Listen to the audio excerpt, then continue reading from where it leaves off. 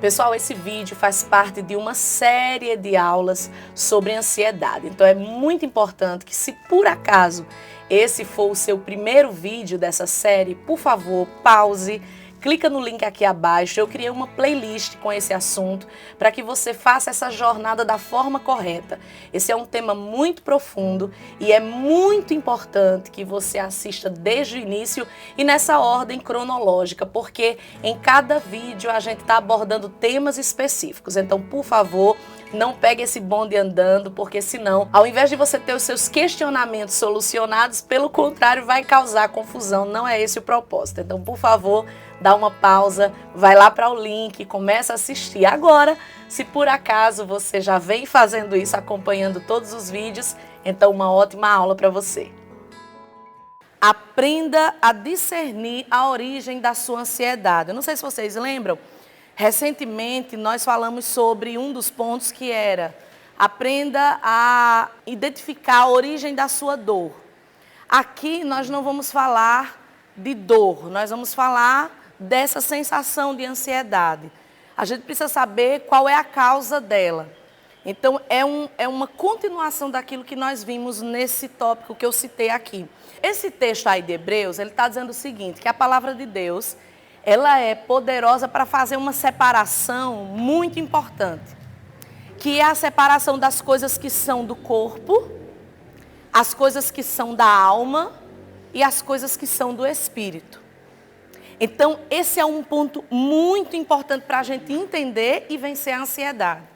Existem questões que são físicas, existem questões que são emocionais. Quando a gente fala de emoção, já aprendemos aqui, fala-se de alma. Toda vez que a Bíblia fala de alma, ela está falando de sentimentos, pensamentos, emoções. E tem questões que são do espírito. Então, a ansiedade, ela pode ser oriunda de um desses pontos. Nem sempre ela vai ser uma questão emocional, nem sempre ela vai ser espiritual, nem sempre ela vai ser física. Então a gente precisa aprender, como diz aí, aprenda a discernir a origem da sua ansiedade. Então esse primeiro ponto, baseado em Hebreus, a palavra de Deus é apta para discernir, fazer essa separação e essa compreensão do que é corpo, do que é alma, do que é espírito. Hebreus capítulo 4, versículo 12. Pois a palavra de Deus é viva e eficaz. Ou seja, ela consegue resolver.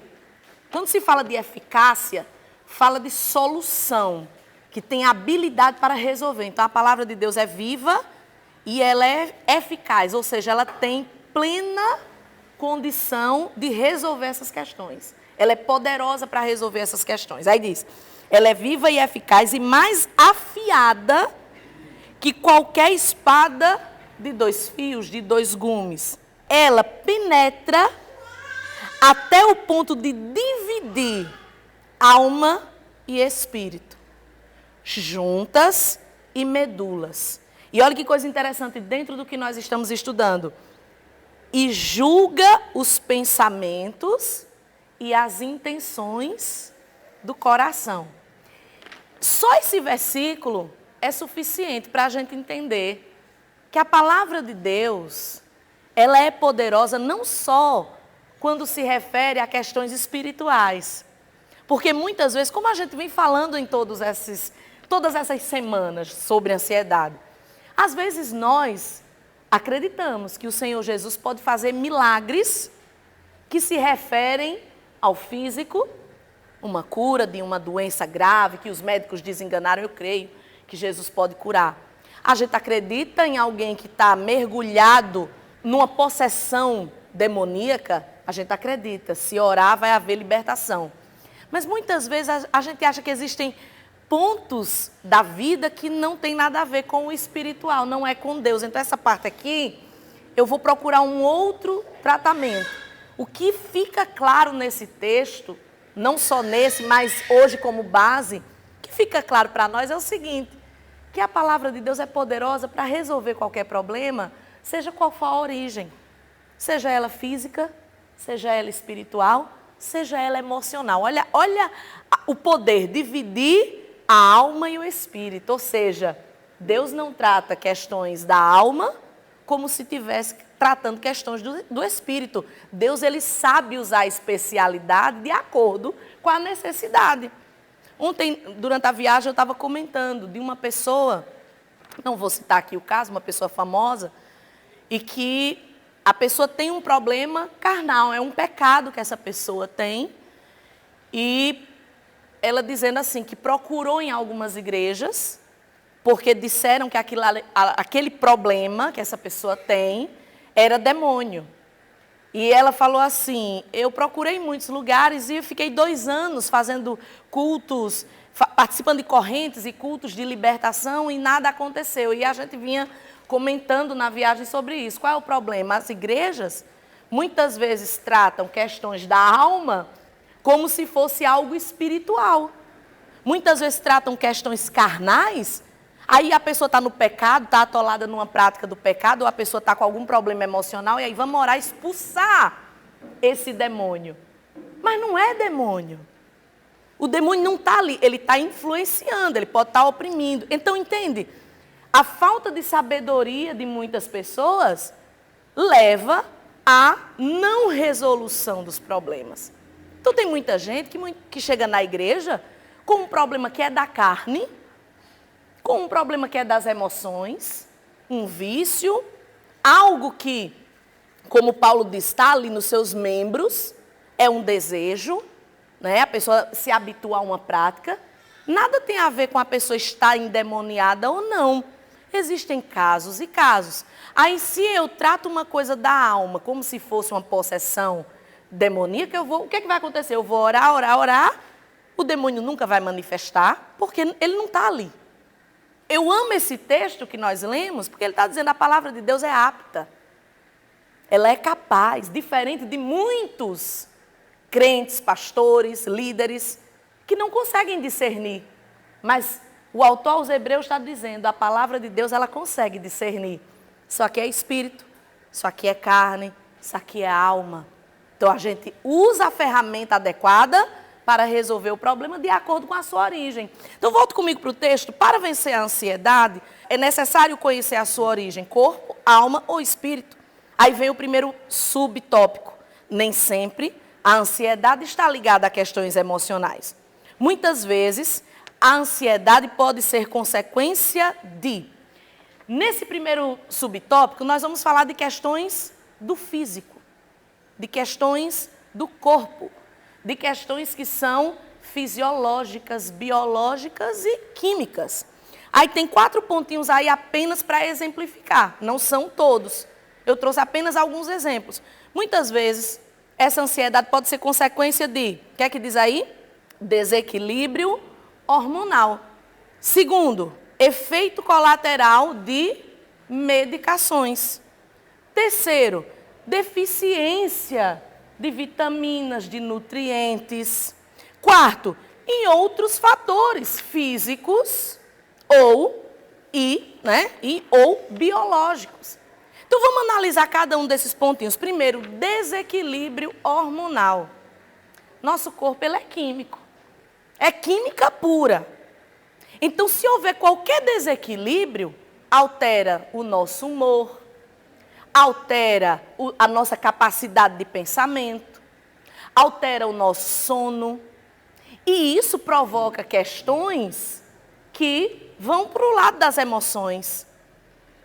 Esse desequilíbrio físico, provocado por alguma situação da vida, uma má alimentação, não está dormindo direito, ou está preocupado com alguma coisa, aquilo desencadeia esse desequilíbrio. Por exemplo, quando você está muito estressado, eu vou falar algo que eu passei por isso. Acredito que alguns aqui já viveram isso.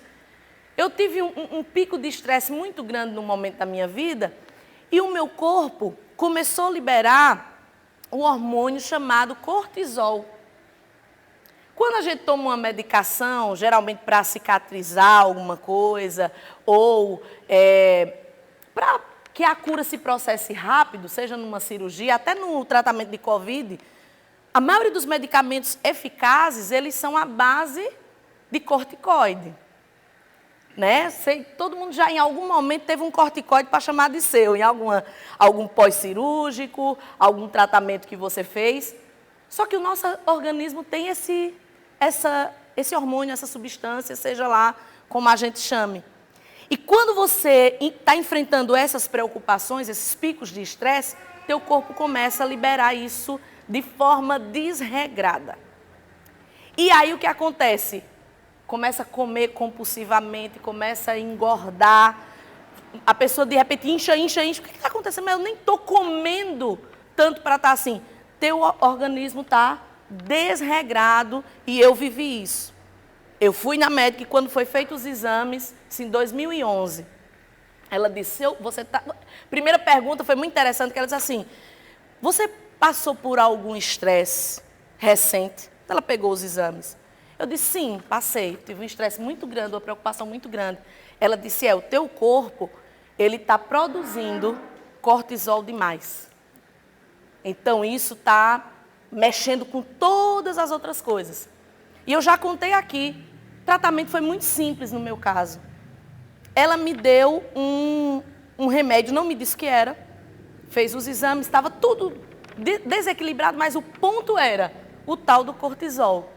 Liberado ali muito, e a glicose vai junto, ela deu uma subida, ficou lá batendo na trave para virar uma diabetes. Ela disse, olha, vamos resolver isso, eu vou passar uma primeira medicação para você. E aí ela passou, ela disse, olha, só que você vai tomar isso aqui 30 dias. E aí depois de 30 dias você vem para a gente fazer novos exames e ver como é que está. Ela me passou, eu já contei aqui, não sei se para vocês ou para os jovens, mas ela não me disse o que era. Eu pensei o quê? Não, alguma coisa para colocar aí esse cortisol no lugar e baixar essa glicose. Aí ela falou assim para mim, só que o efeito colateral dessa medicação é sono. Quando vier o sono, pare tudo. Aí eu, por quê? As forças vão embora. Então, começou o sono, procura uma cama para deitar. Beleza, é o efeito colateral. Eu acreditei, caí que nem uma patinha. Acreditei que era efeito colateral e tomei o remédio. Era um sono, mas parecia que era um desmaio, assim. Aí eu só ouvi a voz do pastor, amor, amor, amor. E ele rindo alto, assim, só que eu só ouvi aquele eco. Era um sono, foi 30 dias dormindo, assim. Aí fazia alguma coisa, era um sono, aí dormia. 30 dias depois voltei lá, refiz os exames. Tudo no lugar, 30 dias. Tudo no lugar. Doutora, aí ela disse, pronto, agora vamos conversar. Esse remédio que eu lhe dei nada mais é do que um remédio para dormir. Aí ela disse, porque eu sei, porque ela fez logo a pergunta, se eu tomava, eu digo, não tomo remédio nem para dor de cabeça, que eu nunca gostei de remédio. Aí se ela me dissesse que era um remédio para dormir, eu não ia tomar, provavelmente. Aí ela foi conversar comigo, ela disse, sabe por quê? Porque examinando aqui, fazendo análise dos seus exames, e a conversa que nós tivemos, o estresse a mente não descansa. Você dorme, quem aqui já passou por isso? Você deita, mas a tua mente está assim, ó, milhões de pensamentos. Por mais que você diga, vou dormir. Quem aqui? Quando a gente está muito preocupado, é uma conta, é uma doença, é alguém, você deita e você diz, eu vou dormir. Mas a mente, não é? A mente não para. Aí ela foi me explicar isso. Ela disse, nesse caso que o teu estava se refletindo nas suas taxas, como a gente diz, né, de forma vulgar, popular, ela disse, o seu problema, você não tem doença nenhuma. Não é doença. Ela disse, é um desequilíbrio hormonal. Então, não tem outra maneira senão dar uma sossegada. E só que esses remédios, eles viciam, por isso que o médico já diz logo, é 30 dias e acabou. Aí eu brinco direto, eu digo que foi o sono mais gostoso da minha vida. Agora eu entendi porque aquelas velhas andam com a bolsa cheia de remédio, aí tudo é um remédio. É uma coisa química que derruba, nem que você não queira, eu estou cheia de preocupação. Está lá babando e o cérebro, que foi uma coisa muito interessante, os sonhos acabam. E a Bíblia é perfeita. Eu amo a palavra porque tem resposta para tudo. A Bíblia diz assim, que os sonhos, o muito sonhar é o quê? Enfado da carne. Que coisa linda. Está dizendo o quê? É um corpo cansado. Quanto mais cansado você está, mais você sonha besteira. Quem?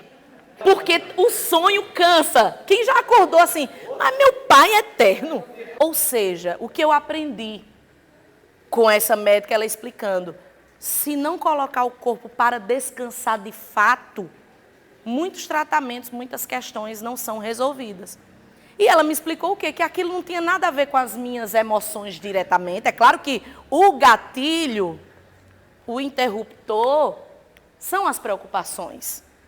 É claro que teve a preocupação, teve o estresse, mas depois aquilo virou algo físico. Virou algo palpável. E aí não adianta tratar questões físicas com terapias que são emocionais ou espirituais. Não adianta chegar, sai demônio do cansaço. Não vai adiantar, eu preciso saber qual é a origem para eu resolver. E foi incrível, aquilo foi uma lição para mim, como eu nunca vivi em médico, graças a Deus, nunca tive problema de saúde. E aquilo foi uma lição que eu disse, caramba, uma bobagem, porque para mim foi uma bobagem.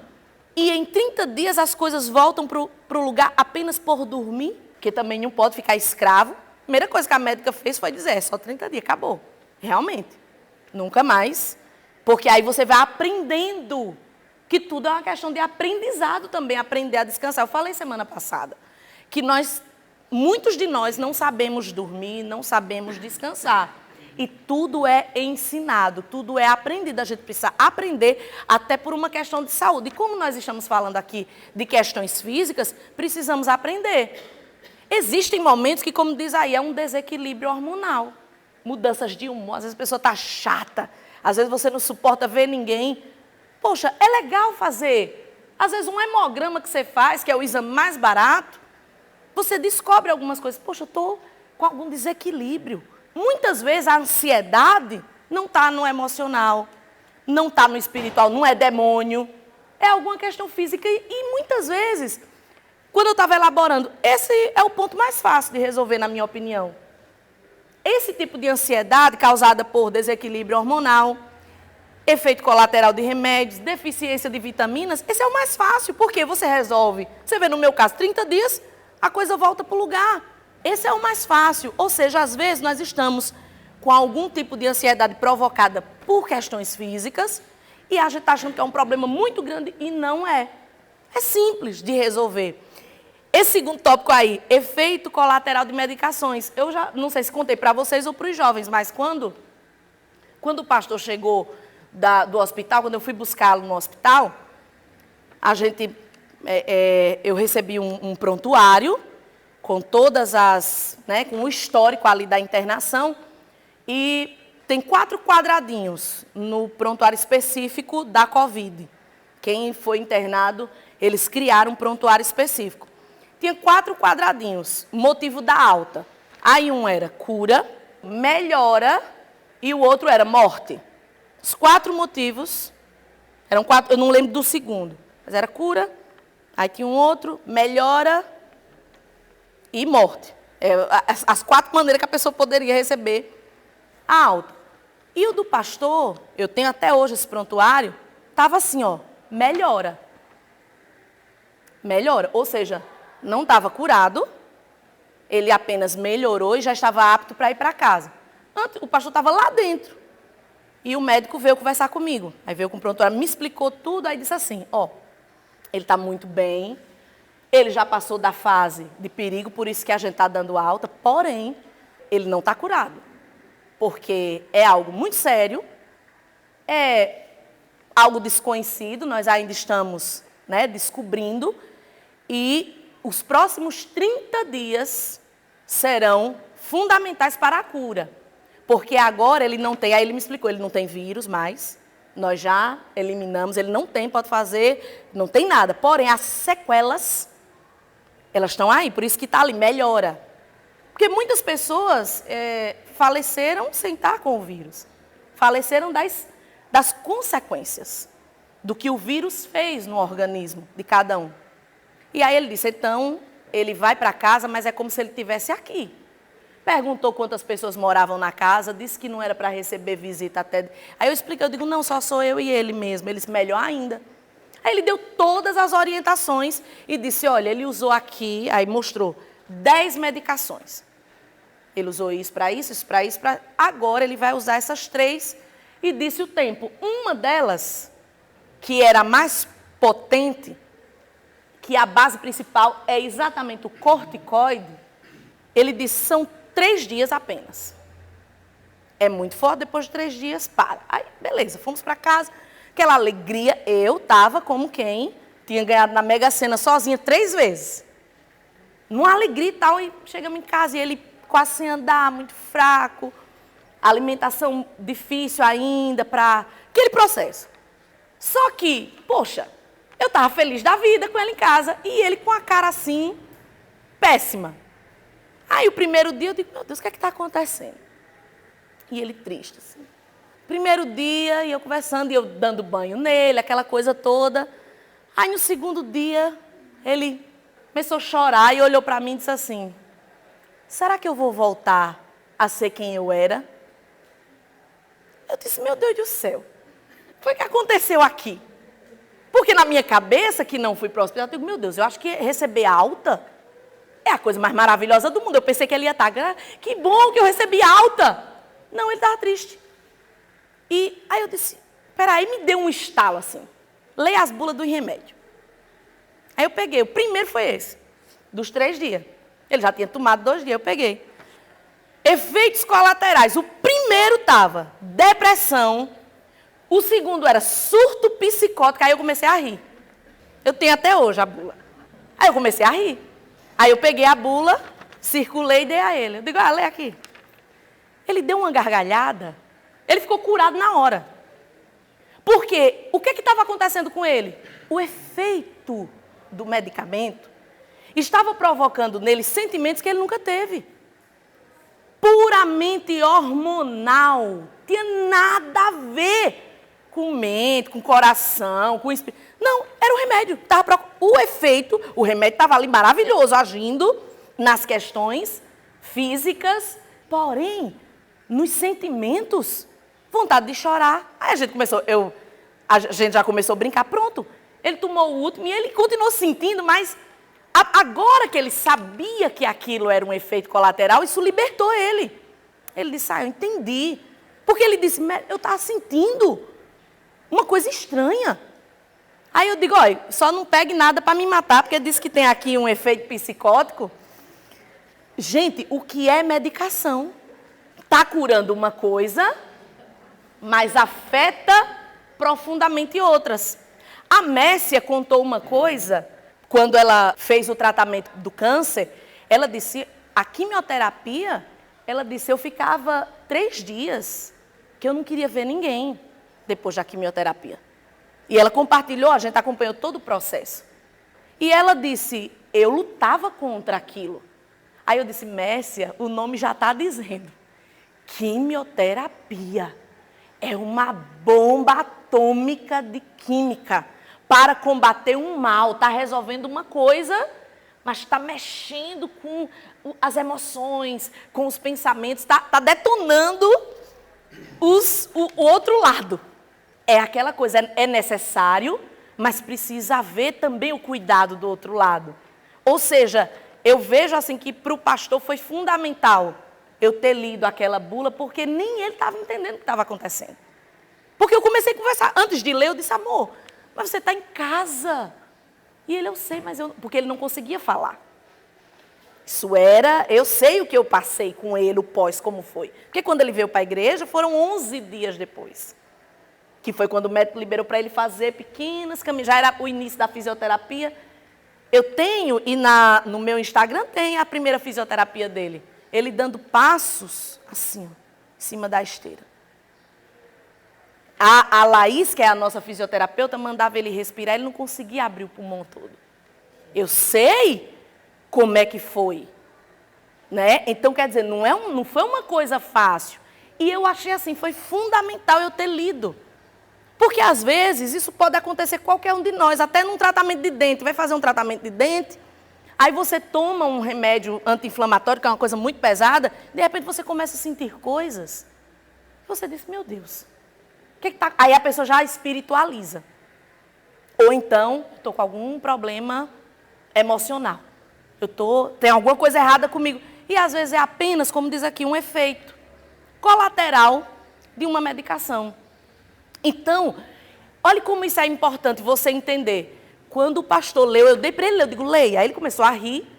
E aquilo foi como uma cura para ele. Porque, gente, entender, compreender é libertador. Você saber qual é a origem do problema é libertador, porque você tira da sua cabeça as caraminholazinhas, os pensamentos errados. Poxa, não, realmente eu estou mal-humorado. Pegar o caso da Messia. Ela disse, pastora, eu entendia perfeitamente. Porque como ela trabalha na área, ela disse, eu entendia perfeitamente que aquilo era um efeito da química que estava no meu corpo. E por isso eu lutava contra, e isso foi essencial. Porque ela disse, a vontade da pós-quimioterapia ela disse, pastora, a gente chega em casa, é uma depressão que só dá vontade da pessoa morrer. Não quer falar com ninguém, se tranca no quarto. Ela disse, o que era que eu fazia? Eu trabalhei minha mente para a alimentação é remédio. Aí ela disse, eu comia sem vontade, porque veja como a nossa mente é poderosa. Mesmo você sentindo angústia, vontade de morrer, querendo desistir, vontade de chorar, mas a tua mente sendo exercitada, trabalhada, você diz, não, eu não quero, mas eu vou. Não estou sentindo gosto de nada, mas eu vou me alimentar, porque eu sei isso no meu racional, eu entendo que faz parte do processo de cura. Então, eu acho isso fundamental para a gente caminhar para essa cura de ansiedade, porque muitas vezes a gente está fazendo uma coisa desse tamanho, poxa, eu estou sentindo ansiedade. Eu não estou bem. E muitas vezes é isso aqui, ó. Às vezes é falta de uma vitamina. Você sabia que existem vitaminas que, quando elas estão em deficiência no nosso corpo, muda tudo. Muda a nossa produção no trabalho, muda o jeito da gente se relacionar com as pessoas. Então, eu vejo essa questão física tão importante quanto entender as questões que a gente vem falando até aqui. As questões espirituais, as questões emocionais. Então, primeiro, para abrir hoje, é você entender de repente o que você está sentindo. Pode ser, veja, analise. Quando você viver esse sentimento, talvez você esteja nesse momento fazendo um tratamento para alguma coisa. Às vezes é um pós-cirúrgico, às vezes é um tratamento de alguma coisa. E você começa a ter esses sentimentos. Seja de ansiedade, que é o nosso foco, mas também de depressão, uma angústia, uma vontade de não fazer nada. Talvez seja apenas uma consequência de algum desses problemas aqui ou coisas semelhantes. E a Bíblia está falando sobre isso. Olha, os sonhos. Está sonhando demais, a gente não brinca, né? Comeu batata e carne. Sonho de batata. A pessoa diz, olha, eu tenho um sonho. Já chegou tanto para mim, pastora, eu tive um sonho assim, ó. Eu queria a interpretação. Eu digo, conta. Aí a pessoa diz, porque eu estava voando. Aí depois eu virei um cachorro. Aí depois eu digo, meu filho, comeu o quê? Cuscuz, batata com uma carne, uma buchada de boi. A gente não usa esse termo? Eu estou enfadado. Quem aqui usa isso? Eu estou enfadado, né? Estou enfadado. A Bíblia está dizendo, é um cansaço extremo. Eu estou dizendo o seguinte, que a gente precisa aprender a dormir, porque senão a gente fica escravo, como eu brinquei aqui no início, mas é sério. Existem pessoas que só dormem à base de remédio. E não há diferença disso para nenhum outro tipo de droga. É droga do mesmo jeito e faz mal. Então, gente, louvado seja Deus que eu caí na mão de uma médica consciente que disse, 30 dias, porque se você pegar um maluquete, tu vai ficar dependente de remédio pro resto da tua vida e você resolve um lado e você descamba o outro lado. Então, a gente precisa aprender a descansar, porque, olha, você vê, quando eu perguntei aqui, todo mundo aqui passa por isso, de deitar. Quando eu tenho picos de estresse, de preocupação, eu deito e o meu corpo não deita, ele fica assim, ó. Né? Dá aquele choquinho. Eu tive que aprender. Eu estava observando, até conversando com o pastor, eu digo, a gente vai aprendendo. Hoje eu consigo ter, por mais que eu esteja cansada, eu consigo ter sono de qualidade hoje, por aprender ao longo do tempo, fazer o exercício de dormir da forma certa. Pastor, é sempre não. Tem dia que não dá. Tem dia que eu deito, fecho o olho, acordo. Ô, gente, já é de dia, mas eu estou cansada. Acontece. Mas hoje muito melhor, porque você vai aprendendo. Se não dormir, Se não descansar, a gente não vai ter qualidade de vida. E a Bíblia é perfeita, Deus é perfeito, Ele diz, ó, vai trabalhar 6 dias. Agora, tem que descansar. Deus está nos ensinando algo muito profundo através do sábado. Não é a coisa ritualística, religiosa do sábado. Ele está dizendo, eu não fiz você para funcionar 24 por 24, 7 por 7, eu não fiz você para isso. Ele está dizendo que bota para quebrar, trabalha, produz, agora tem que ter um tempo para descansar. É o Criador, é o nosso Criador que está dizendo. E aí, quando a gente vai analisar a origem desse tipo de problema, é que a gente realmente está desobedecendo, inconscientemente estamos desobedecendo o nosso Criador, não estamos conseguindo descansar. E a palavra é perfeita para nos ensinar, até nisso. Eu já vi vários testemunhos, pessoas não crentes, vários testemunhos de pessoas que depois começaram ou a praticar uma atividade física, ou até dizer assim, a partir de hoje eu vou praticar o esporte tal, a depressão foi embora, porque muita coisa era física. Já outras pessoas, por exemplo, conheço gente que resolveu a depressão encontrando uma atividade manual, seja uma pintura, uma atividade manual. Tem gente que cozinhar deixa a pessoa feliz. Eu até perguntei aqui para os jovens, e vários disseram, que eu perguntei semana passada, o que acalma você? Aí alguns disseram música, outros a floresta, animais, cada um foi dizendo um filme. Aí muitos falaram, ficar na praia só olhando. Eu brinco direto, eu digo, minha gente, o sonho de consumo da minha vida, não sei se um dia eu vou realizar. Aí eu disse, eu queria muito ter um apartamento ou uma casa, eu não gosto de apartamento, mas assim, tu já pensou, tu abrir a janela e a primeira coisa que você vê é o mar? Aí o pessoal brinca bem assim, diz, olha, quando Jesus voltar, quando cair o primeiro meteoro, caia na praia, eu digo, oxe, eu vou estar igual aquela mulher do Impacto Profundo, tomando coca, e a bola de fogo vindo, e eu aqui, ó, no meu apartamento, eu sempre brinquei com isso, porque eu digo, é melhor morrer no apartamento vendo o mar. Não tem pra onde, vai morrer tudo, né? Que morra tomando uma coquinha na beira da praia. Quem já ouviu esse ditado? Menino, teu mal é fome, teu mal é sono. Gente, muitas vezes sabia disso? Sabia que muitas vezes o teu mau humor é fome e sono? Porque muitas vezes você está comendo errado e dormindo errado. Não é quantidade, é qualidade. Então, às vezes, a gente está espiritualizando, às vezes a gente está dizendo, tem alguma coisa errada comigo, e às vezes é físico. É físico. E a gente está buscando, como essa moça que eu falei, a questão dela é emocional. É na alma.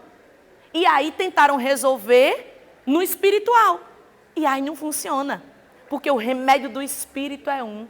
O remédio da alma é outro. E o remédio da carne é outro. Por isso, é importante investigar qual a origem da ansiedade. Para quê? Para aplicar o tratamento necessário. Como é que eu vou tomar um remédio para o problema se eu não sei qual é a origem do problema? Nós temos no Brasil uma cultura de achar que droga é apenas a droga ilícita. O brasileiro, por exemplo, ele não considera drogado um alcoólatra. Ele não considera. Já notou isso? Uma pessoa que fuma um cigarro não considera drogado. Eu gosto do jeito que os americanos veem as coisas. Porque para eles, do comprimido ao crack, é droga. Tudo que é entorpecente. Quando você toma uma medicação que te deixa... É entorpecente. Claro que você não está tomando aquilo para recreação, você está tomando para um fim de tratamento. Porém, aquilo ali é droga. O americano chama comprimido de droga. Porque senão, fica como muitos crentes. O que tem de crente dentro das igrejas, viciados. Eu já lidei, tanto eu, o pastor, a pastora, já lidei com muitos crentes. Pessoas que chegam na igreja, aceitam Jesus, aí se liberta do cigarro, do álcool, mas quando você vai analisar, trocou um monte de medicação. Eu vou dormir, remédio. Eu estou com dor de cabeça. Tem gente que não consegue suportar nada. Aí você está resolvendo problemas temporários e criando questões muito mais longas. Você tem que investigar o que é. Já lidei com várias pessoas que ficavam de médico em médico, fazendo tudo quanto é exame. E vou pegar esse exemplo da dor de cabeça. Eu tratei uma pessoa, quando eu digo tratar, no trato pastoral. Uma pessoa, há alguns anos, a pessoa hoje está aqui na igreja, é uma bênção, mas essa pessoa vivia direto fazendo exames e dizia, pastor, eu tenho uma dor de cabeça muito grande, eu tenho alguma coisa na minha cabeça. Aí eu disse, eu sei qual é o seu problema. Eu disse, você não dorme. Você, no dia da sua folga e no dia do seu descanso, a hora que é para você descansar, você está nas casas. Aí a pessoa disse, é verdade. Eu digo, você está chegando em casa tarde, como é que você, no seu descanso, você bate palmeira do zinho todinha, vai na casa de um, vai na casa de outro. Aprenda, e eu ministrei sobre isso, aprenda a descansar. Acabou-se. Acabou-se, porque qual é o problema? Não, porque, gente, deixa eu dizer um negócio para vocês, tem gente que não sabe estar em casa. Tem gente que tem que estar, não, porque se eu deitar, está errado, viu? Está errado, tem que aprender se aquietar. Quieto facho. Aí é cheio de, é dor de cabeça. Claro, você não dorme, você não descansa, você não come. Esse é um exemplo. Já vivi experiência aqui com muitas pessoas. Que o problema não tinha nada de doença, nada. Era apenas questão, não está aqui. Mas uma das coisas que também pode ser a origem de ansiedade são comportamentos. E isso é físico, isso é humano, isso é carnal. Muitos comportamentos errados também dão ansiedade. Exemplos, um exemplo disso, conversas. Você ter relacionamentos e conversas com pessoas que vão ser o isqueirinho da tua ansiedade. Você quer ver um exemplo? Você chega num lugar, é melhor ligar no Datena do que conversar com certas pessoas. Vocês já conheceram gente assim? Tu soube quem morreu? Tu soube que fulano descobriu uma doença grave, mas menino, fulano está num estado. Eu cheguei num lugar assim, já várias vezes. Aí eu digo, eu vou esperar que hora essa pessoa vai dar a notícia boa. Não teve. Esse tipo de pessoa é um isqueirinho na ansiedade. Porque aí você começa a dizer, eita meu Deus, se tal pessoa tem a minha idade, quando é alguém que tem a mesma idade que você, quando é alguém que você conhece, aí você, meu Deus, fulano morreu com 30 anos. Fulano morreu com 40, eita, eu vou ser a próxima. Esse é um tipo de comportamento que gera ansiedade. Tem até a piada do Dora do Rush, que tem duas meninas gordinhas, aí tá esqueci o nome, qual é o nome deles? O Jack Chan e o Chris Tucker. Eles é o Hora do Rush 1. Aí eles vão paquerar duas meninas, aí tem uma que é gordinha. Aí ele disse, ele faz uma piada com ela para ela ser gordinha. Aí ela diz assim, eu só sou gorda porque eu tenho problema eu tenho tireoide. Ele disse, então pare de comer tireoide. Isso é uma piada, porque todo mundo que engorda diz, eu tenho tireoide. Aí o pastor diz, pare de comer tireoide. E essa porque realmente a tireoide, ela faz, às vezes a pessoa nem come e engorda, e outras comem, mesmo comendo, elas emagrecem. Tem os dois casos. E é uma questão puramente física. Aí você diz, pastora, mas é causado por questões emocionais? Sim, são os gatilhos, né? É muito famoso hoje a gente falar de gatilhos, é verdade. Existem enfermidades que elas são geradas na nossa vida, na vida de parentes, por causa de uma preocupação. Teve aquele interruptor. Às vezes um problema financeiro gera um problema físico. Os próprios médicos hoje dizem que existem alguns tipos de câncer que eles são resultado de questões emocionais.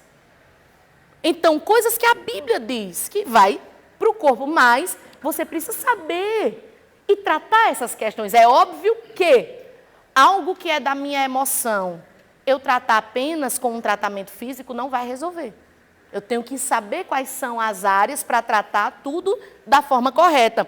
Aí vem o outro pontinho que diz, na maioria das pessoas, a ansiedade é uma enfermidade de onde? Da alma.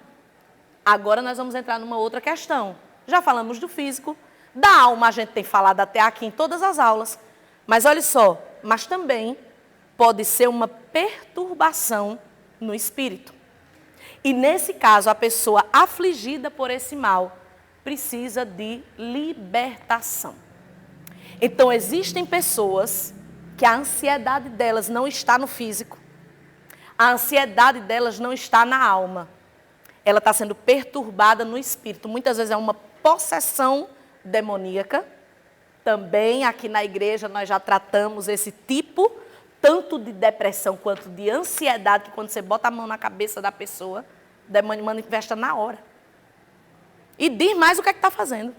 Existem pessoas que estão com diagnóstico médico, doença tal, quando você vai orar o demônio manifesta. Então, existem questões que são espirituais. E eu digo a vocês que, infelizmente, principalmente aqueles que não conhecem Jesus, a maioria deles estão vivendo ansiedade e depressão por opressão ou por possessão maligna. A maioria é aquela pessoa que ouve vozes do além, vozes, não sei de onde está vindo, mas aquela voz que manda se matar, aquela voz que manda fazer o que não deve. Tem pessoas que vêm, a pessoa começa a sentir medo de andar até dentro de casa, a síndrome do pânico. Síndrome do pânico pode ser causada por questões emocionais e físicas, mas a maioria delas é espiritual. Porque o Satanás começa e a Bíblia fala sobre isso, Satanás começa a oprimir, isso é opressão. O mundo não sabe resolver, toma remédio. Aí as pessoas viram zumbis, só que Jesus veio para nos dar vida. Ele veio para nos libertar. O remédio não é coisa ruim, não. Existem momentos que ele é necessário. Todos nós aqui, em algum momento, vamos precisar de algo. Seja até com uma dor de dente, uma dor de cabeça, machucou o pé, machucou o braço, Paulinha está ali, teve uma queda, poxa, não vou ficar aqui porque eu sou crente. Não, eu vou ter que fazer o tratamento. Não é isso que a gente está falando, é que muitas vezes nós estamos esquecendo de coisas que são fundamentais. Isso que está escrito, existem pessoas que nada tem a ver com as emoções ou com o físico. Tem muita gente que Satanás está fazendo da pessoa bolinha. Você faz o exame, a pessoa não tem nada na cabeça. Aí muitas vezes a família trata como louco, porque a pessoa anda na rua, tenho certeza que vocês já viram, eles andam na rua falando. Com quem? Aí você diz assim, antigamente quando eu era criança, adolescente, eu tirava sarro disso. Comigo, eu dizia, mas como é que pode, é doido demais, né? Falando.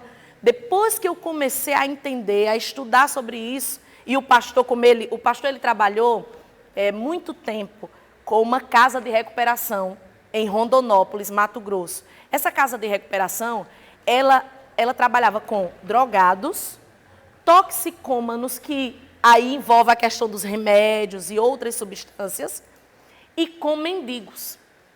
E uma coisa que ele sempre falava, ele disse, o mendigo, ele é muito opresso pelo diabo. Aí toda vez que a gente passa, muitas vezes a gente está, às vezes até para a Olivença. Você vê a pessoa no meio do nada, no escuro, e ela vem conversando.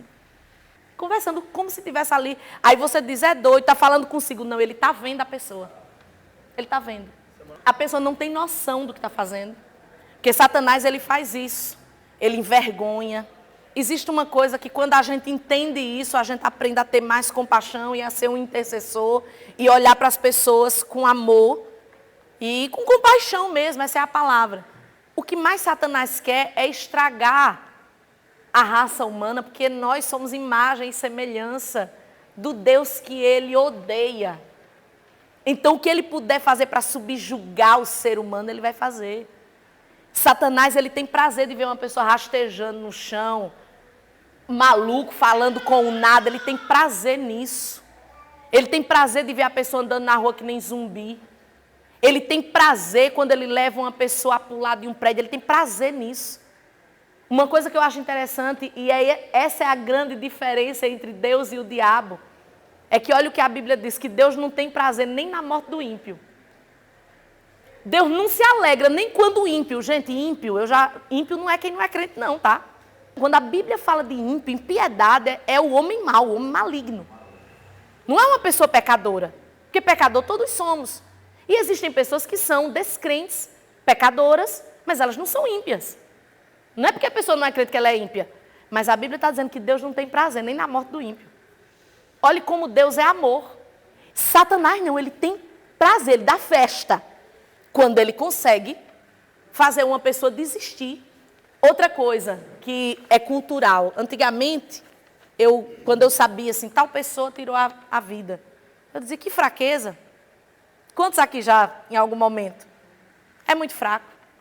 A Até que eu comecei a entender o que leva a fazer aquilo. Não tem nada de fraqueza. Tem a ver com um sofrimento crônico agudo. Porque viver é maravilhoso. E quando você desiste, é um nível de dor que só quem passa entende.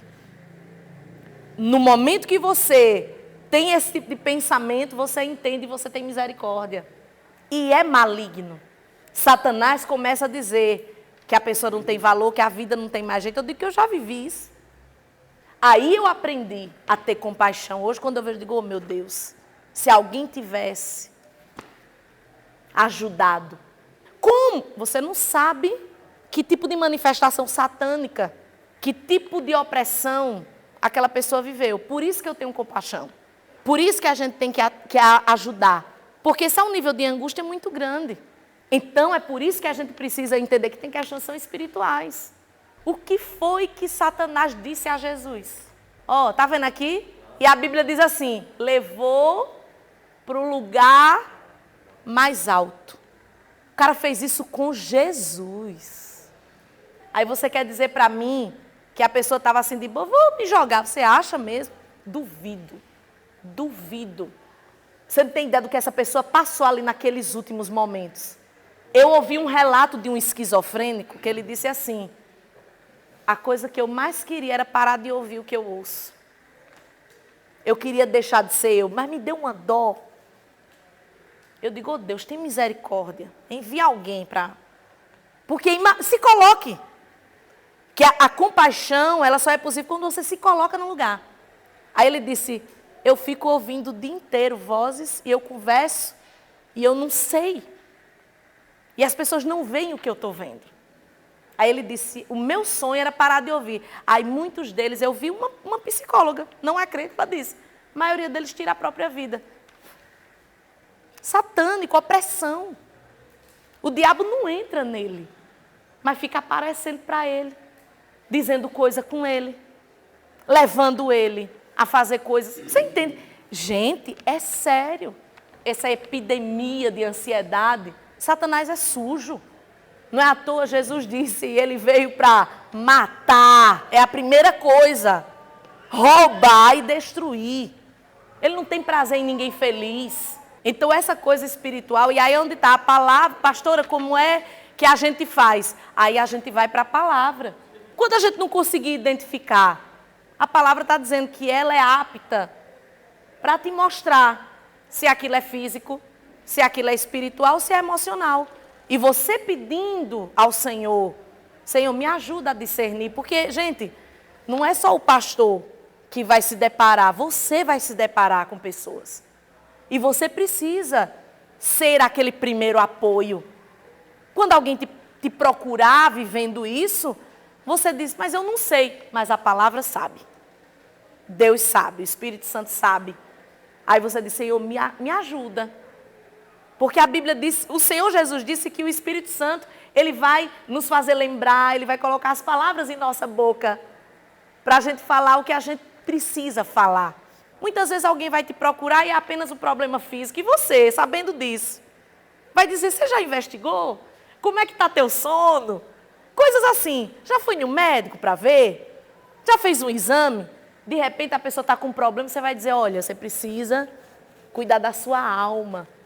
E de repente a pessoa vai dizer, olha, eu estou ouvindo vozes, estou vendo coisas, você também vai direcionar. Como vencer a ansiedade? Um dos tópicos é amadurecer. Amadurecer é vital para saúde em todas as áreas. Saúde do corpo, saúde do emocional e saúde do espiritual. E esse texto de Paulo eu acho fantástico, porque ele diz, olha, quando eu era menino, eu falava como menino, eu agia como menino, eu fazia coisas que são típicas de menino. Aí eu amadureci. E o que acontece quando a gente cresce? Aí ele diz, aí eu deixei as coisas de menino. Ficou para trás, foi uma fase. Vocês aqui, a maioria tem filhos. Filhos, inclusive, em idade infantil, que são crianças, outros estão na adolescência, outros são jovens. Os que já têm filhos maiores sabem essas fases. Existe criança que não é ansiosa, não no sentido da doença, mas no sentido da ansiedade normal? Existe alguma criança que não é ansiosa? Eu não conheço. Criança é assim, o que é que eu vou ganhar de presente no meu aniversário? Nós vamos para onde? Aí você diz, nós vamos para a praia tal dia, falta 30 dias. Aí ele, é hoje? É amanhã? Já chegou? Bota a criança no carro, vamos viajar. Quando você liga o carro, já chegou? Toda criança é assim. É a estrada todinha, já chegou? Falta quanto para chegar? Isso é o quê, gente? Não é ansiedade? Mas isso é natural. Criança é assim. O que é que vai me dar? Eita, mãe, nós vamos lanchar. Eita, eu vou para a casa do amigo. Vou para a casa da amiga. Criança é ansiosa. Naturalmente. Ansiedade. Eu quero que aconteça logo. É normal. Coisa da criança. Agora, o problema é quando nós estamos com esse comportamento e esses sentimentos na idade adulta. Paulo está dizendo, quando a gente é criança, é normal ter coisas, falar que nem criança, agir como criança, sentir como criança. Por exemplo, as paixonites, né, da adolescência. Os amores não correspondidos. Não sei vocês, mas eu namorei com um monte de gente que nunca soube que namorou comigo. Isso é coisa de criança, paixonite. Agora, já pensou você viver isso na idade adulta? Você vive aquelas paixões da infância, aqueles comportamentos da infância, da adolescência. Não, isso faz parte de uma etapa da vida. É por isso que a gente, quando vê uma pessoa que está numa outra idade, praticando coisas de quem é mais jovem, você diz assim, meu Deus, que coisa ridícula. Porque você está querendo viver uma época que passou. Você pode ser elegante, você pode ser jovial, mas sem querer ser o garotão. Tem pai que quer competir com o filho, mães que querem competir com as filhas. Eu vi uma psicóloga dizendo isso, que no consultório dela, o que mais ela recebe são... Aí chega a mãe e a filha. A mãe diz, eu preciso tratar essa menina, porque ela é uma menina muito reprimida, não fala com ninguém. Aí a psicóloga disse, a mãe chega mesmo uma piriguete. Cropped, mini saia, toda espalhafatosa. A pobre da menina parece uma freira. Claro, a menina convive com um troço desse, 24 horas, ela não quer aquilo. Eu vi uma psiquiatra dizendo, existem filhos e filhas que os pais falam tanto assim, você é feio, tem que ajeitar esse nariz. Aí vai criando nos filhos uma coisa inferior. Essa menina puxou o pai. Aí o pai puxou a mãe. Aí a pessoa vai. Então são, tá entendendo? Coisas infantis. Isso não é coisa que a criança, porque a gente sabe, criança é maldosa, existem crianças que são maldosas, o bullying, essa coisa não deveria existir, mas é da natureza ali, tem que ser tratado. Mas imagine isso na idade adulta. Você ficar ofendendo, pais que ofendem filhos, pais que fazem bullying com os filhos. Essa psicóloga dizendo, a mulher botou na cabeça da menina que o nariz da menina era feio. O nariz dela é ridículo porque puxou o pai. Mas não foi tu que casou com ele, criatura. São mulheres adultas, homens adultos agindo como moleque. Aí olha o que vocês leram aí. Em muitos casos, a ansiedade é consequência de quê? De imaturidade. Muitas pessoas estão ansiosas porque não conseguem avançar rumo ao processo natural de quê? Do amadurecimento. Quem aqui nós temos pais de família, mães de família, donos e donas de casa. Quem aqui já comprou fruta que ela apodreceu e não amadureceu? Você viu ela tão bonita, né? Você comprou porque ela estava bonita. É o abacate ali, bem verdinho, ainda está de vez. A banana, Pinha, bonita. Aí você fica, eita, vai, Pinha. Opa! Menina, a bicha começa a secar. Eu digo, ô troço, eu te comprei para desfrutar. E ela apodrece e não amadurece. Assim somos nós quando nós não vivemos as etapas corretamente. Tenho certeza. Pensa aí na sua memória. Parente, amigos, conhecidos, que você diz, meu Deus, ficou velho, ficou velha, mas continua cometendo os erros de adolescente. Por exemplo, tem coisa mais feia do que quando um filho chama a atenção do pai ou da mãe porque está fazendo coisa errada. É horrível isso. É o que mais tem. Pai, mãe, Faça isso não. Gente, que coisa feia. Olha, aqui na igreja nós temos muitos filhos que, assim, sofrem muito com os pais.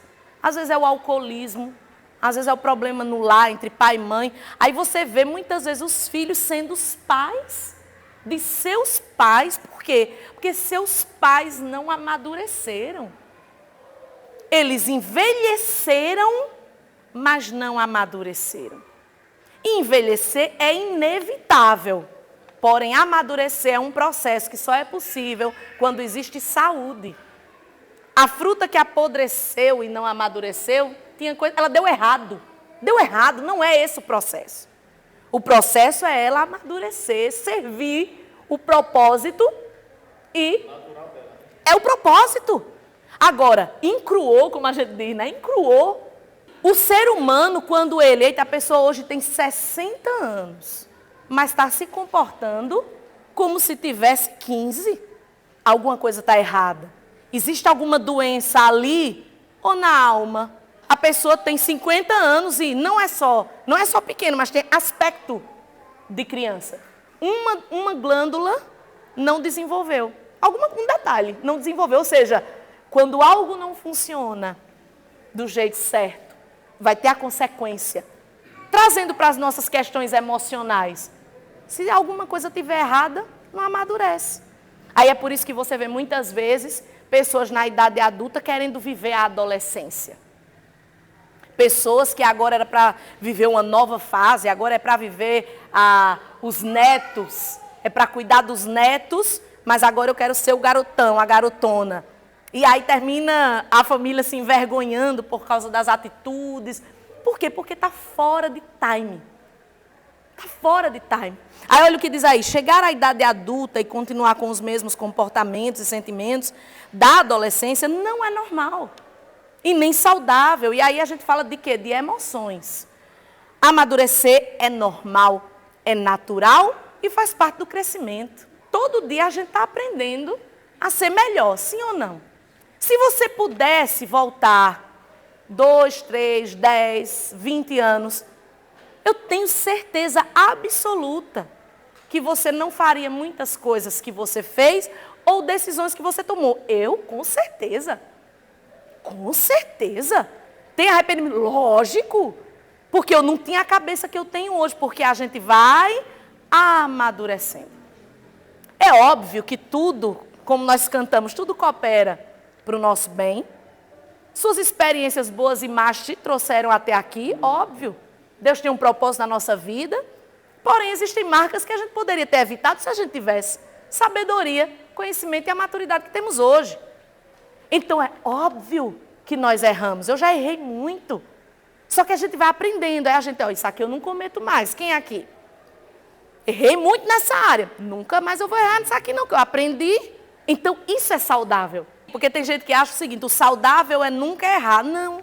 Olha o que a Bíblia diz, que o sábio, ele aprende, inclusive com os erros dos outros. Ele aprende, por isso que ele é sábio.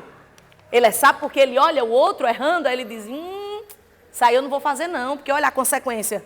Só que aí a Bíblia diz o outro extremo. O tolo, nem com o seu erro, ele aprende. É aquela pessoa que quebra a cara, faz de novo. Quebra a cara, faz de novo. Mas a Bíblia não menciona a pessoa do meio, que somos nós na maioria das vezes. Que são as pessoas que aprendem com seus erros. Isso é normal. Isso é normal e saudável. Poxa, eu errei. Não deveria, né? Mas eu aprendi. Meus erros me ensinaram. Decisões que eu tomei hoje, eu não vou tomar mais. Ou seja, aquilo foi precioso para mim. Eu não fui sábio na hora que errei, mas na hora de aprender eu fui. Você foi. Talvez você não teve a sabedoria para olhar para o outro e aprender com o erro dele. Mas se você aprendeu com o seu erro, você se tornou sábio. Você alcançou um outro patamar. E isso é natural, isso é saudável. Faz parte da vida. Não vou fazer mais isso. Vocês são pais e mães. Eu tenho certeza que em algum momento, com exceção dos que têm bebês, crianças pequenininhas, mas que já tem criança grandinha, tenho certeza que em algum momento você deve ter dito para o seu filho, para a sua filha, olha, não faça isso, eu já fiz. E eu não quero que você passe por isso. Os pais, eles não querem que os filhos passem pelas coisas erradas, experiências ruins que tiveram. Sim ou não? Eu quero que você aprenda. Isso é prova de quê? Da sua maturidade, da sua sabedoria. Amadurecer é prova de saúde. Quem não amadurece está doente, e você entenda essa doença como doença da alma, doença espiritual e doença física. Pode ser em qualquer um, mas é doença. A maturidade te capacita para compreender, suportar e vencer os problemas da vida. E eu quero encerrar só com uma reflexão. A capacidade de suportar dores, problemas, dificuldades, ela é uma das provas mais importantes da maturidade.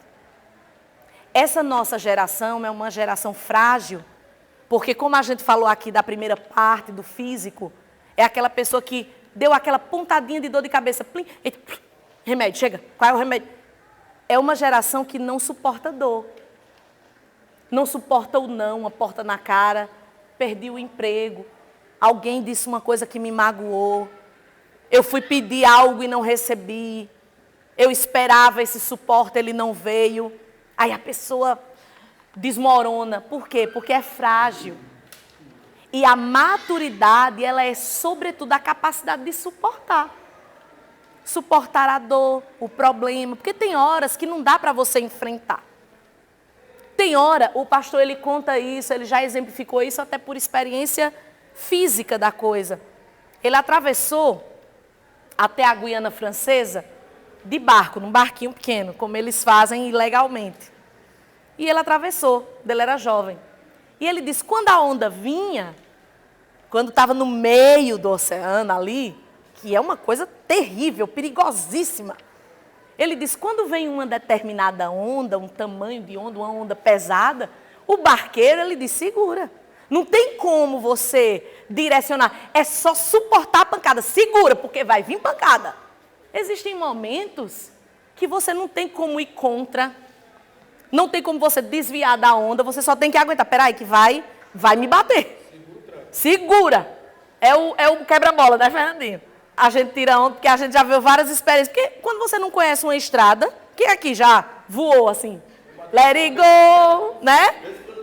De vez em quando, no quebra-mola. O que você vai fazer? O motorista experiente sabe que você não viu o quebra-mola. Se você frear, vai acontecer algo pior. Segura! Gente, existem momentos que não dá pra gente desviar do problema. Segura aí. Isso é prova de maturidade. Você, poxa, agora eu não tenho o que fazer. Vamos suportar. Muitas pessoas que estão vivendo a ansiedade, se a gente for analisar, muitas delas estão com deficiências nessa questão da maturidade. O que é que a pessoa imatura faz? Vamos pegar as crianças de novo, que a gente sempre vai usar a criançada. Vocês têm mais experiência do que eu nisso. Criança, ela pega uma coisa desse tamanho e o problema é desse tamanho. Sim ou não, papai e mamãe? Desse tamanho. Mãe, tal pessoa olhou para mim assim. Aí ele chega para você contando uma coisa assim que parece que o Putin jogou uma bomba na Coreia do Norte. Para ele é gigante. É normal, porque ele é criança, tudo é muito grande. Tudo é extraordinário.